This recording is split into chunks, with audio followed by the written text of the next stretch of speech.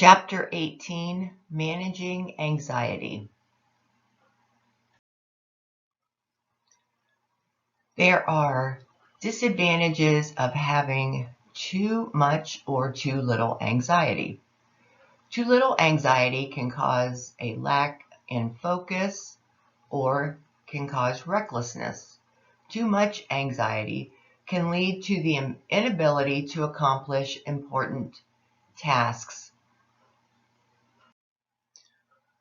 Our responses to anxiety occur on 4 levels, and it ranges from mild to panic. During periods of anxiety, physical, intellectual, emotional, and behavioral responses will help an individual to cope. In periods of severe anxiety, the autonomic nervous system stimulates the flight or fight response, which triggers many physical changes. Anxiety occurs due to the result of a perceived threat. The threat itself may be real or may be something that the individual believes is important and is happening. The actual object of anxiety often cannot be identified, but the feelings associated with the experience are very real for the individual. Individuals with anxiety traits react with anxiety in relatively low stress situations. For example, the adolescent who always gives multiple reasons for their behavior, even when requested not to do so, is an example of a person that has an anxiety trait. High levels of anxiety can trigger the fight or flight reaction and may result in nausea, dizziness, sweating, an increase in heart rate, and an elevated blood pressure. The coping mechanisms can be intellectual, spiritual, or emotional that are used. Coping mechanisms in the physical realm include efforts to directly face and handle the situation. Intellectual coping mechanisms are aimed at making the threat less meaningful by changing the perception. Spiritual coping mechanisms may include faith, prayer, and specific rituals. Emotional responses to coping may include crying, communicating or sharing one's anxious feelings, or using ego defense mechanisms. The physiological strategies that help to lessen anxious feelings are called ego defense mechanisms. These are normal physiological self-preservation behaviors with the purpose to reduce or avoid negative states like conflict, frustration, anxiety, and stress. They are used when an individual feels threatened.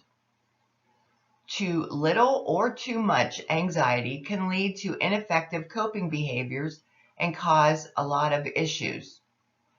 When one's ability to cope with anxiety is overwhelmed, that's when a crisis situation results. Defense mechanisms are not useful, and no efforts to cope with the situation will lessen the anxiety. During a crisis, new coping behaviors must be developed to successfully resolve the source of the problem. Anxiety is considered a protective state that motivates individuals to pursue goals and respond to threats. A therapeutic relationship is built on trust, and it is the nurse's responsibility to listen and to communicate effectively when dealing with individuals that have mental health problems. There are various theories that are related to anxiety. The biological model attempts to find a biological or a physical basis for anxiety. Connection between the perception of stress and physiological changes with the fight or flight response. The psychodynamic theory was Dr. Freud, who believed that anxiety results from a conflict between two opposing forces within the personality, the ego and the id. Interpersonal models have anxiety explained in terms of interactions with others. Anxiety develops when early childhood interactions result in negative outcomes or disapproval.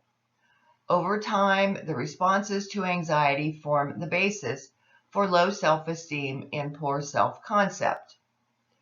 Behavior models consider anxiety a learned response. Existential models consider the result of a loss of life's meaning. Environmental models tie anxiety with uncontrollable events or situations. Situations or events like fires, floods, natural disasters, and with assaults and human-induced traumas. Holistic theories refer to anxiety as being regarded as an influence in every realm of the human functioning. Children learn to cope with anxiety by watching and imitating others. If the needs for nurturing are not met, high levels of anxiety may result. Children's requirements for love and belonging are very great that later in life emotional problems are often related to unmet needs during childhood. Anxiety experienced related to a child's development level.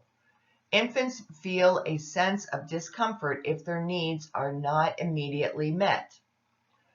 Separation anxiety disorder is diagnosed when children are unable to be without their parents for a length of time. Children that have separation anxiety disorder experience severe anxiety that can develop into panic when they are separated from their parents. Physical complaints may include headaches, nausea or vomiting, nightmares that occur frequently, fears of death, animals, monsters, and other harmful situations. Overanxious disorder appears during childhood with unrealistic levels of anxiety lasting longer than 6 months, which is a long time in the life of a child. Children can also experience severe anxiety during times of change in the family. Reactions to divorce, death, or separation may lead to situational anxiety or avoidance behaviors where the child refuses to cope with the anxiety-producing situation by ignoring it. Coping skills that are learned in childhood continue to be refined through adolescence. If teens have successfully handled anxieties in childhood, the distresses of becoming adults offer opportunities for personal growth and maturity. An adolescent who cope ineffectively with anxiety will often express themselves inappropriately by running away from home, becoming angry, defiant, aggressive, or manipulative, experimenting with drugs, engaging in high-risk behaviors, frequently use denial to cope, and may resist attempts to explore the anxiety-producing perceptions that lead to understanding the behavior. By young adulthood, coping behaviors are well established. Adults commonly encounter situations that provoke anxiety as they move throughout the world of work, family, and community. Older adults tend to express anxiety in less overt ways than younger individuals. Elders will often deny their anxiety. Some may somatize or physically express their feelings. Social desirability factors like looking good to others and projecting an image of self-reliance commonly influence their expressions of anxiety. Anxiety disorder exists when anxiety is expressed in an ineffective or maladaptive way, and the individual's coping mechanisms or behaviors do not successfully relieve the anxiety or the distress that they are encountering. People cope with anxiety using every area of functioning. In the physical realm, the individual deals directly with the source. In the intellectual realm, efforts analyze the situation, problem solve, or change the meaning of the problem. In the spiritual realm, resources are an effort to cope with anxiety-producing problems. The diagnosis of an anxiety disorder is based on a description of the behaviors that express the distress. Separation anxiety disorders is when a person who becomes inappropriately fearful and anxious when they are separated from an important individual or object. To meet the criteria for the diagnosis, the anxiety must be long-standing with inappropriate or extreme reactions. Generalized anxiety disorder is an individual's anxiety is broad, it is long-lasting, and it is excessive. It is primarily a disturbance in the emotional area of functioning, but eventually it affects every other aspect of one's world. A panic attack is a brief period of intense fear or discomfort. It is always accompanied by various physical and emotional reactions. Agoraphobia is anxiety about possible situations where a panic attack may occur. Often avoid people, places, or events from which escape would be difficult or embarrassing. Fear accompanies the sense of hopelessness and embarrassment with the thought of a panic attack occurring. Treatment for anxiety disorders has three goals: educate the clients about the nature of the disorder, block the panic attacks pharmacologically, and assist clients in developing more adaptive ways of coping with their anxieties. A phobia is an internal fear reaction. Phobias routinely involve specific situations or objects, and they can stem from a fear of people, animals, objects, situations, or occurrences. The anxiety or the fear that is normally protective actually immobilizes the individual with a phobia. Obsession is a distressing, persistent thought that is reoccurring and inappropriate. Compulsion is a distressing, reoccurring behavior. Compulsions are not considered habits. They are specific behaviors that must be performed to reduce anxiety. Obsessive-compulsive disorder is when an individual is consumed by self-destructive, anxiety-reducing thoughts and actions.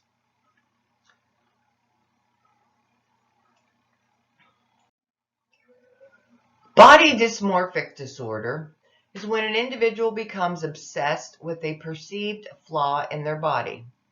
Two components of treatment are antidepressant medications and cognitive behavioral therapy.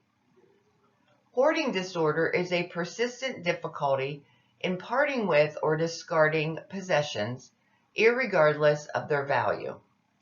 People that have a hoarding disorder may understand their problem or show no understanding, being completely convinced that no problem exists. Trichotillomania involves repeated, persistent pulling of hair despite the best efforts to stop. Excoriation disorder is repeated picking of the skin with fingers, needles, or other objects despite efforts to stop. The picking will cause lesions, scabs, tissue damage, and infections. Individuals may spend hours involved in thinking about or engaging in picking and avoiding social situations or going out in public. Feelings of boredom, anxiety, or tension are often relieved by picking, and pain does not accompany the behaviors. Methamphetamine abuse is associated with excoriation disorder. Behavioral problems are obsessive-compulsive activities that are a form of an addictive behavior, such as gambling, shopping, working, or engaging in excessive sexual activity. Stress-related disorder is an exposure to an extremely traumatic event that occurs, and one becomes so anxious that daily living activities are affected. Traumatic stress reaction is a series of behavioral and emotional responses to an overwhelmingly stressful event. High-risk individuals are those that have current mental health problems, victims or observers of violence, victims of sexual assault, victims of spousal abuse, and homeless individuals. Post-traumatic stress disorder is defined as a pathologic anxiety.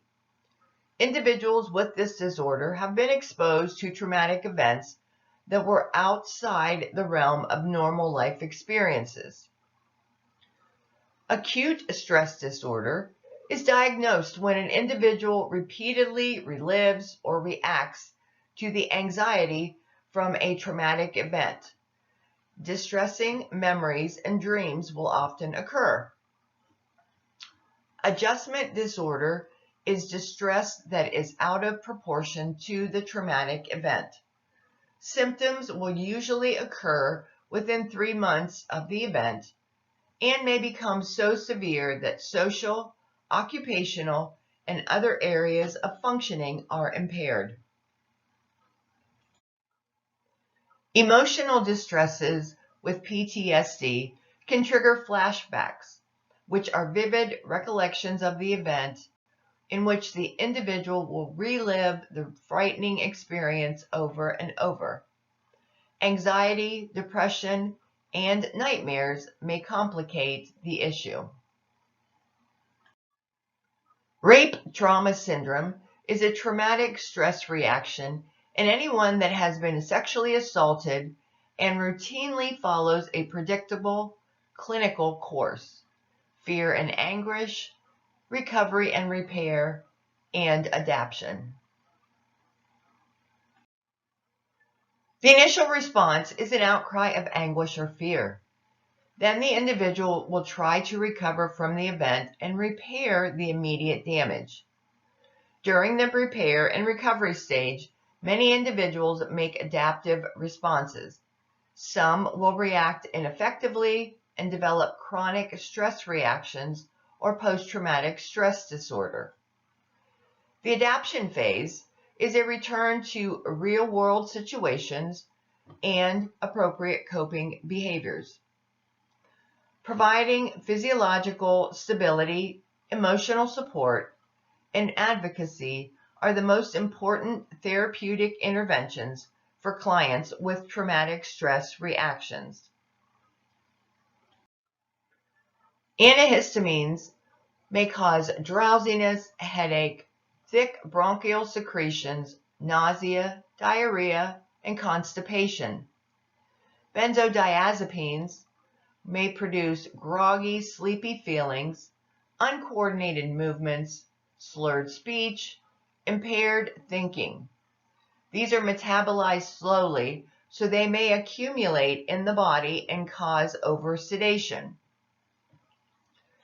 Selective serotonin reuptake inhibitors, or SSRI antidepressants, may cause nervousness, dizziness, drowsiness, headaches, nausea, diarrhea, dry mouth, urinary retention, sexual dysfunction, low blood pressure when standing, high blood pressure, and acute renal failure.